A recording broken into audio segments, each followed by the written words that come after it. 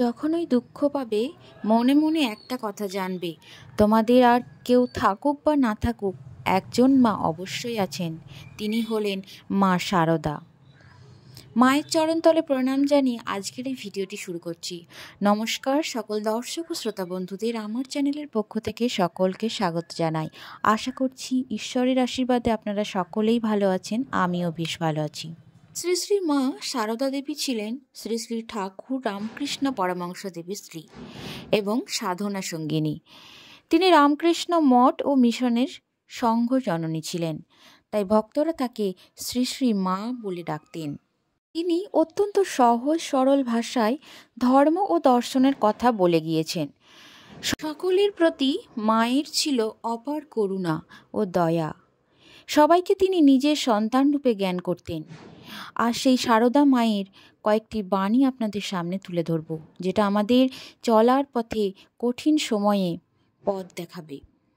আশা করছি বন্ধুরা ভিডিওটি ভালো লাগবে। পুরো ভিডিওটি সঙ্গে থাকার অনুরোধ রইল।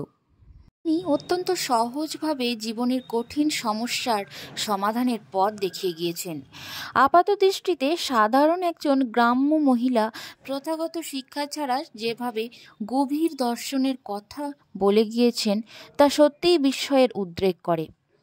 শ্রী শ্রী ঠাকুর রামকৃষ্ণ পরমহংস দেবের সহধর্মিণী তিনি শারদা দেবী মহাসমাধির আগেই মুহূর্ত পর্যন্ত নিজের সন্তানদের দুঃখ লাঘবের চেষ্টা করে গিয়েছেন। তিনি সমগ্র জীবন ধরে সন্তানদের দুঃখ কষ্ট দূর করার সাধনার ব্রতী ছিলেন।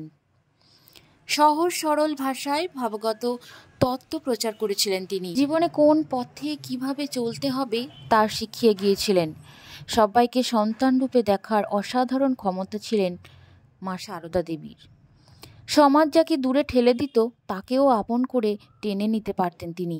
তিনি বলেন, আমি সতেরো মা, অসতেরো মা, আমি সত্যিকারের মা। গুরুপত্নী নয়, পাতানো মা নয়, কথার কথা মা নয়, সত্য জননী। এখন জেনে নেব মায়ের সেই অমৃত বাণী যা আমাদের কঠিন সময়ে পথ দেখাবে। মহাসমাধির আগে শারদা দেবী শেষ উক্তি সম্পর্কে জানিয়েছেন স্বামী গম্ভীরানন্দজি। তিনি বলেন, শ্রী মায়ের দেহ যাইবার মাত্র 5 দিন পূর্বে এক ভক্ত অন্নপূর্ণা মাকে দেখিয়ে আসিয়াছিলেন, কিন্তু ভেতরে যাইতে নিষেধ বলিয়া ঠাকুর ঘরের বাইরে দাঁড়িয়েছিলেন। হঠাৎ পাশ ফিরিয়া মা তাহাকে দেখিয়া ইশারা করে নিকটে ডাকিলেন। তিনি কাছে গিয়ে প্রণাম করিয়া কাঁদিতে কাঁদিতে বলিলেন, মা, আমাদের কি হবে? করুণা বিগলিত ক্ষীর কণ্ঠে অভয় দিয়া মা আস্তে আস্তে বলছিলেন, ভয় কি? তুমি ঠাকুরকে দেখেছ, তোমার আবার ভয় কি? তবে একটা কথা বলি, যদি শান্তি চাও মা, কারো দোষ দেখো না, দোষ দেখবে নিজের। জগৎকে আপন করে নিতে শেখো, কেউ পর নয়, মা জগৎ তোমার। ভক্তদের প্রতি এই ছিল শ্রী শ্রী শারদা মায়ের শেষ বাণী। কর্মফল তো ভুগতেই হবে, তবে ঈশ্বরের নাম করলে যেখানে ফল সেখানে সূচ ফুটবে। জপ তপ করলে কর্ম অনেকটা লঘুন হয়। যেমন সুরথ রাজা লক্ষ বলি দিয়ে দেবীর আরাধনা করেছিল বলেই লক্ষ পাঠায় মিলে তাকে এক কোপে কাটলে তার আর পৃথক লক্ষ্যবার জন্ম নিতে হলো না। দেবীর আরাধনা করেছিল কিনা ভগবানের নামে কমে যায়। শ্রী শ্রী মায়ের 3 নম্বর অমৃতবাণীটি হলো, কত সৌভাগ্য মা এই জন্ম, খুব করে ভগবানকে ডেকে যাও। খাটতে হয়, না খাটলে কি কিছু হয়? সংসারে কাজকর্মের মধ্যেও একটি সময় করে নিতে হয়।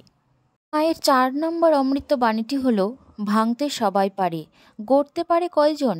নিন্দা ঠাট্টা করতে পারে সবাই, কিন্তু কি করে যে তাকে ভালো করতে হবে তা বলতে পারে কয়জন? 5 নম্বর অমৃত বাণীটি হলো, কাজ করা চাই বই কি, কর্ম করতে করতে কর্মের বন্ধন কেটে যায়, তবে নিষ্কাম ভাব আসে, একদণ্ড কাজ ছেড়ে থাকা উচিত নয়। পরবর্তী বাণীটি হলো, 100 জনকে খাওয়াতে হবে না, কিন্তু চোখের সামনে একজন ক্ষুধার্ত দেখলে তাকে একটু খেতে দিও। এর পরবর্তী বাণীটি হলো, যেমন ফুল নাড়তে নাড়তে ঘ্রাণ বের হয়, চন্দন ঘষতে ঘষতে সুগন্ধ বের হয়, তেমনি ভগবত তত্ত্বের আলোচনা করতে করতে তত্ত্বজ্ঞানের উদয় হয়। পরবর্তী বাণীটি হলো, মনটাকে বসিয়ে আলগা না দিয়ে কাজ করা ঢের ভালো, মন আলগা হলে যত গণ্ডগোল পাকায়। মায়ের শেষ বাণীটি হলো, দয়া যার শরীরে নাই সে কি মানুষ, সে তো পশু। আমি কখনো কখনো দয়ার আত্মহারা হয়ে যাই, ভুলে যাই যে আমি কে। শ্রী শ্রী মা বলতেন, যখন কঠিন সময় আসবে, কঠিন পরিস্থিতি আসবে, তখন এই বাণী তোমাদের মনকে নাড়া দেবে। তাই মায়ের এই বাণী আজও আমাদের কঠিন সময়ে পথ দেখায়। বন্ধুরা, এই ছিল আজকের ভিডিওটি। আশা করছি আপনাদের ভালো লেগেছে। ভালো লাগলে বন্ধুদের সাথে শেয়ার করে নিন। পরবর্তী ভিডিওটি পেতে চ্যানেলটি সাবস্ক্রাইব করে অবশ্যই পাশে থাকবেন।